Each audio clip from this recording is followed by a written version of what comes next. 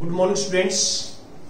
आज हम जो है 10th क्लास में जो लेक्चर स्टार्ट करेंगे उसमें एग्जाम्पल 1 से स्टार्ट करते हैं। जो चैप्टर मैंने आपको 14 चैप्टर स्टार्ट किया था कि स्टैटिस्टिक्स में 14 चैप्टर में एग्जाम्पल 1 से कि the marks obtained by 30 students of class 10th of a certain school in mathematics paper consisting of 100 marks are presented in the given table।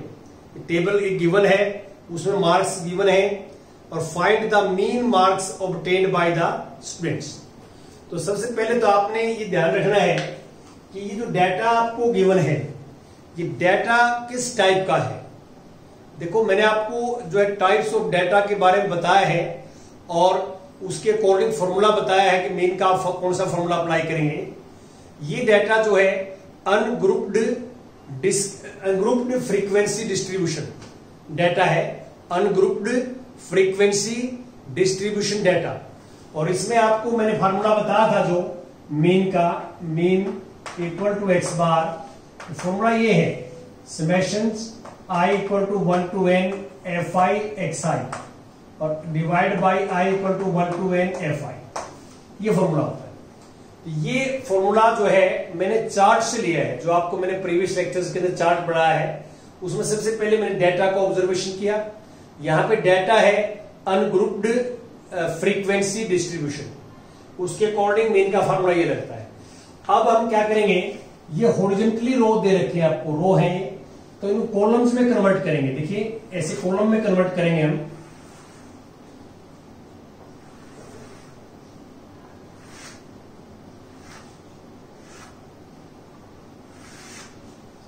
ये हमारे pass marks obtained, marks obtained जिसको हम x आई कहते हैं, और यहां पे नंबर ऑफ स्टूडेंट्स,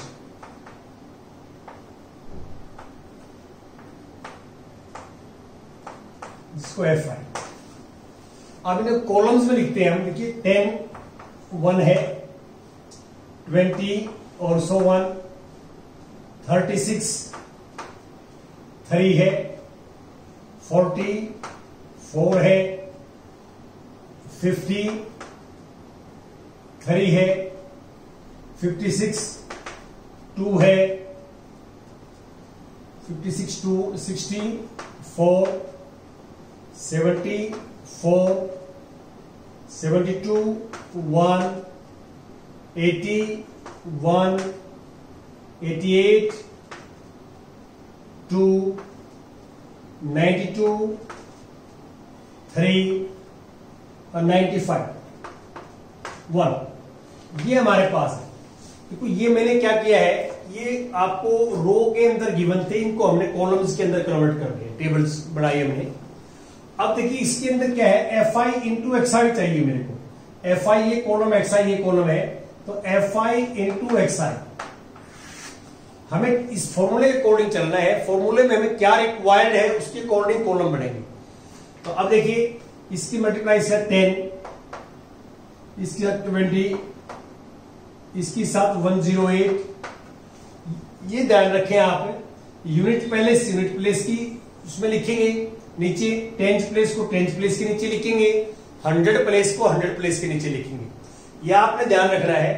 और ये मल्टीप्लाई ऐसे भी आपने बिल्कुल सीधे लिखना है, ये बिल्कुल स्ट्रेट होने चाहिए क्योंकि गलती के चांसेस बढ़ जाते हैं।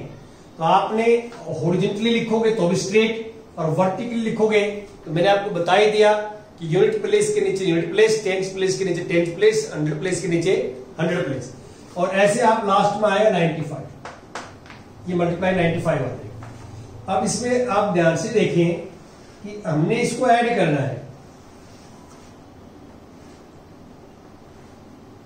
देखिए टोटल करना है, टोटल।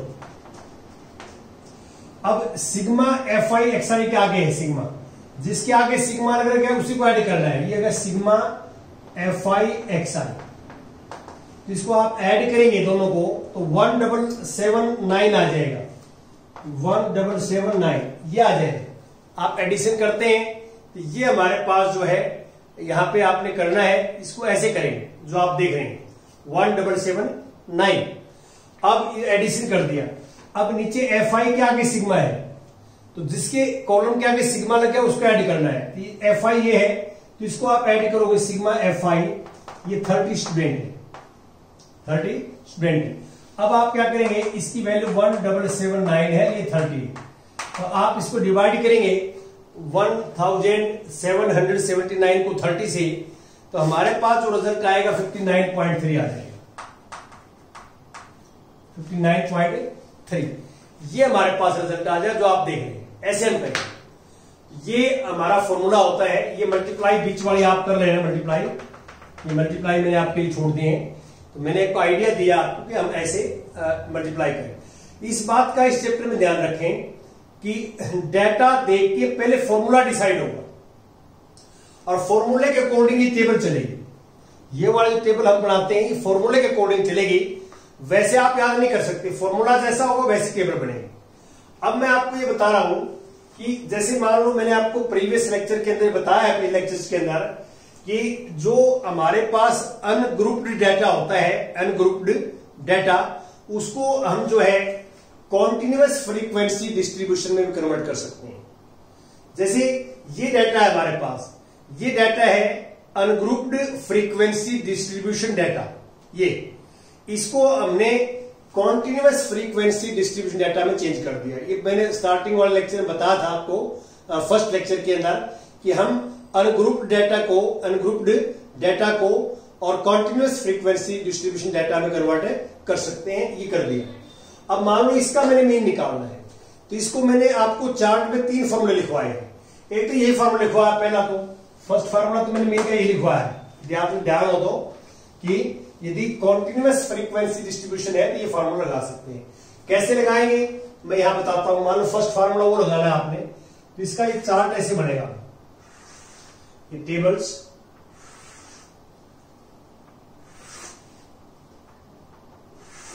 ये टेबल देखिए ध्यान से, क्लास इंटरवल, क्लास इंटरवल, ये मार्क्स ऑब्टेन्ड है, क्लास इंटरवल मार्क्स ऑब्टेन्ड लिख सकते हैं इसको, मार्क्स ऑब्टेन्ड, मार्क्स ऑब्टेन्ड। अब यहां पे है number of students, number of students, जिसको आप एफ आई कहते हैं, एफ आई फ्रीक्वेंसी। अब यहां पे फट देखिए 10 to 25, 2, 25 to 40, 3, 40 to 55, 7, 55 to 70, 6 और 70 to 85, 6 और 85 to 100, 6। ये है हमारे पास जो आप देख रहे हैं। देखिए क्लास इंटरवल्स ये है, नंबर ऑफ स्टूडेंट्स ये है जो आप देख रहे हैं इसमें क्लियर। और अब हमारे पास जो आगे यदि हम आगे चलेंगे, इसको नेक्स्ट इंटू करेंगे, पहले फॉर्मूला चूज कर रखे हैं हमने, मान लो ये फॉर्मूला चूज कर रखे हैं हमने, ये अप्लाई करते हैं, तो इसके अकॉर्डिंग चलेंगे। सबसे पहले हमें एक्स आई चाहिए, एक्स आई मेरे पास नहीं है, तो जो मिड पॉइंट होता है, mid point of class interval, mid point ही बोलते हैं इसको, क्लास मार्क ही बोलते हैं, क्लास मार्क, एक ही बात, इसको हम एक्स आई लिखते हैं, x I, mid point of class interval या क्लास मार्क, एक ही बात है। दोनों को ऐड करके 2 से डिवाइड करते हैं। जैसे 25 + 10 35, 35 को 2 से डिवाइड करेंगे तो 17.5, 40 + 25 65, 65 को हाफ करेंगे 32.5। तो ऐसे इनको हम ऐड करेंगे, lower limit plus upper limit divide by 2, तो इसका मिड वैल्यू आ जाएगी, मिड पॉइंट आ जाएगा इन दोनों के, इनके बीच का, क्लास का। तो ऐसे आपने करना है। ये आ जाएगा नेक्स्ट 47.5, उससे नेक्स्ट आ जाएगा 62.5 और उससे 77.5 और 92.5। ये हमारे पास आ जाएगा। ये मिड पॉइंट और क्लास जो है मार्क आप देख सकते हैं जो आपके सामने लिखा हुआ है। अब मान लो ये फार्मूला आपने चूज कर लिया, ये वाला फार्मूला, तो उस फार्मूले में क्या चाहिए, एफ आई एक्स आई। तो एफ आई ये है और एक्स आई ये है। तो हमें कॉलम निकालना पड़ेगा FI इंटू XI। जैसे मैंने ये निकाला है, ये कॉलम निकाला है, और ये कॉलम FI XI का कॉलम बना के उनको ऐड करेंगे, जैसे वो ऐड किया हुआ है वैसे डिवाइड करेंगे। तो ऐसे हम निकाल सकते हैं। जब आप कॉन्टिन्यूअस फ्रीक्वेंसी डिस्ट्रीब्यूशन का जो क्लास इंटरवल होता है उसके मिड पॉइंट ले लेते हैं, उसका क्लास मार्क ले लेते हैं, उसको XI बोलते हैं। तो फिर हमारे पास FI और XI आ जाता है, और FI XI इस डाटा के अंदर भी होता है, XI और FI। तो इस वाला फार्मूला हम यहां अप्लाई कर सकते हैं, ये फार्मूला हम अप्लाई कर सकते हैं। जो हम मीन की बात करें, मीडियन की बात करें, मोड की बात करें, इसका फार्मूला अप्लाई हो सकता है। क्यों? कॉन्टिन्यूअस फ्रीक्वेंसी डिस्ट्रीब्यूशन को आपने किसमें चेंज कर लिया? अनग्रुप्ड वाला डाटा, अनग्रुप्ड फ्रीक्वेंसी डिस्ट्रीब्यूशन में चेंज कर लिया। अब मेरे पास दोनों कॉलम आ गए, तो ये समझ गए होंगे आप, वो फार्मूला लगा सकते हैं आप। लेकिन यहां पे जो मैं लगाना चाहता हूं फार्मूला वो ये है कि पहला जो ये फर्स्ट में का ये लगा सकते, सेकंड का ये लगा सकते हैं फार्मूला आप सेकंड में, कि जो मध्य है हमारे पास, मध्य मीन जिसको हम x बार कहते हैं, x बार, तो उसका फार्मूला होता है a plus sigma i equal to 1 to n FI XI upon sigma i equal to 1 to n, या DI लिखो, DI और FI, ये फार्मूला होता है। अब आपको मैंने बता रखा है वहां DI क्या होता है, आप फार्मूला देखोगे DI। अब मान लो ये फार्मूला चूज कर लिया आपने, अब इसमें सबसे पहले तो A चाहिए मेरे को। अब A क्या होता है? A होता है एज्यूम्ड मीन। A मैंने क्या लिखवा था आपको? Assumed mean. एज्यूम्ड मीन क्या होता है, यहां ध्यान दें कि जैसे ये है मेरे पास,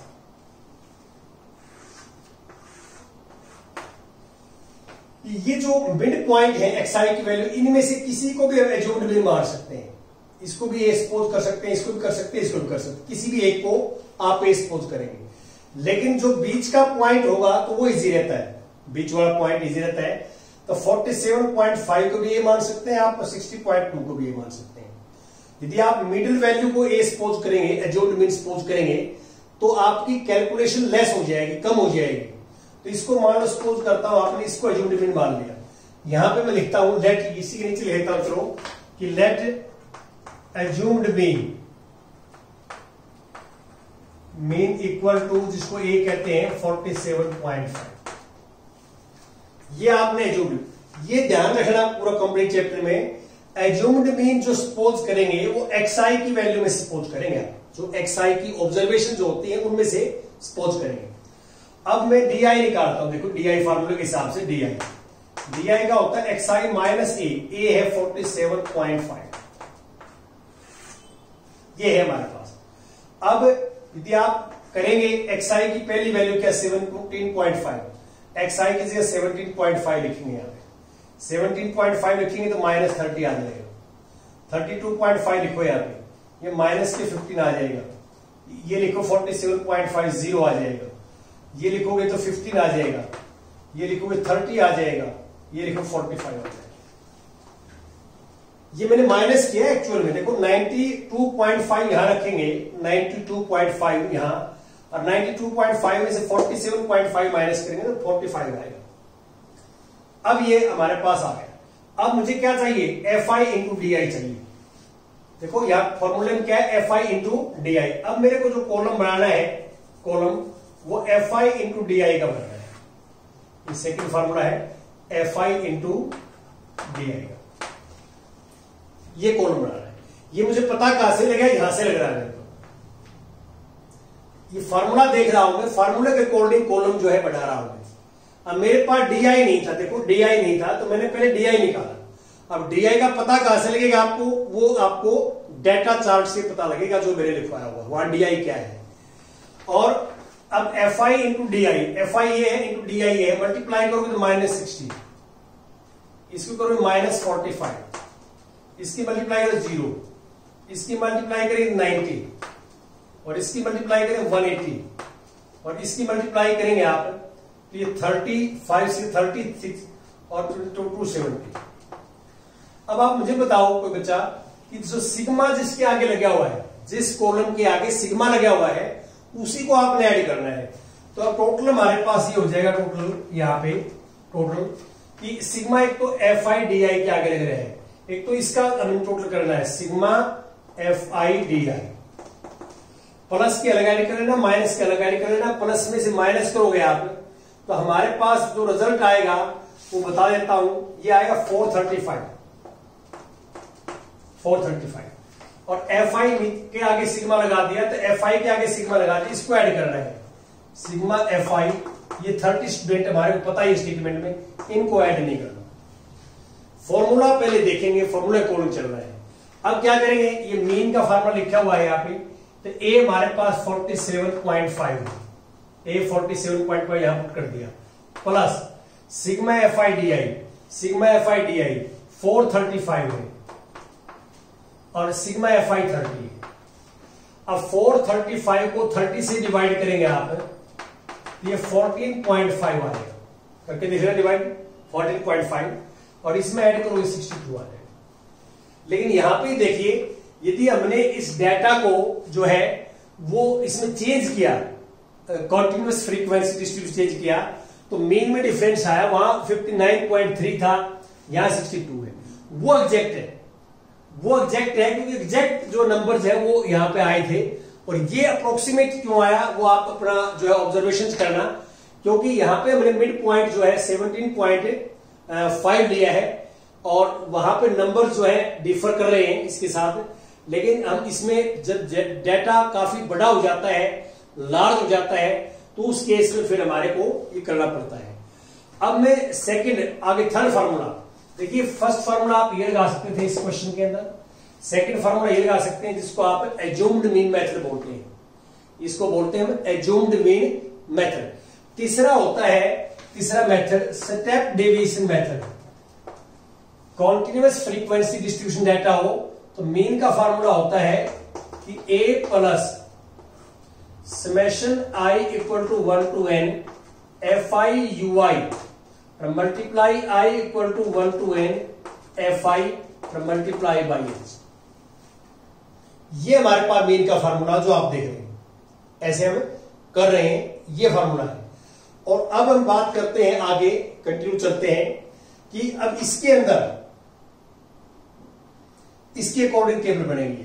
अब इसमें देखिए कि इसके इसी टेबल को आप जो है थोड़ा रिफाइन करेंगे तो यहां पे क्या सिस्टम बनेगा, मैं देखता है तो आपको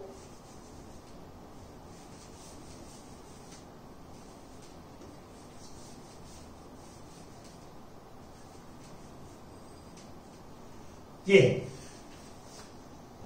अब एक बार ध्यान से देखिए कि सबसे पहले तो इस फॉर्मूले में ए चाहिए। ए क्या है, एज्यूम्ड मीन। मैंने आपको बताया है एज्यूम्ड मीन xi की वैल्यू में सपोज करते हैं, इन वैल्यूज में से किसी को भी एज्यूम्ड मीन ले सकते हैं। हमने ले ही रखा 47.5, तो इसी को हम एज्यूम्ड मीन मान लेते हैं 47.5। अब इसके बाद आगे हम चलते हैं फार्मूले में, हमें ui चाहिए। ui आप देखोगे वहां पे ui है xi माइनस ए है 47.5, ए मैंने क्या सपोज किया यहाँ पे 47.5 अपॉन वहां एच है, एच यहां पे विड्थ ऑफ क्लास इंटरवल 15 है, विड्थ ऑफ क्लास इंटरवल 15।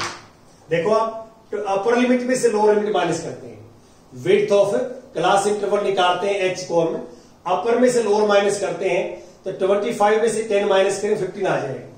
अब आप क्या करेंगे, ये वैल्यू निकालते हैं। देखो 17.5 यहां वैल्यू पुट करेंगे xi की, तो यहां 17.5 पुट करेंगे, इसमें से माइनस करेंगे -30 आएगा ऊपर, -30 अपॉन 15 माइनस के 2।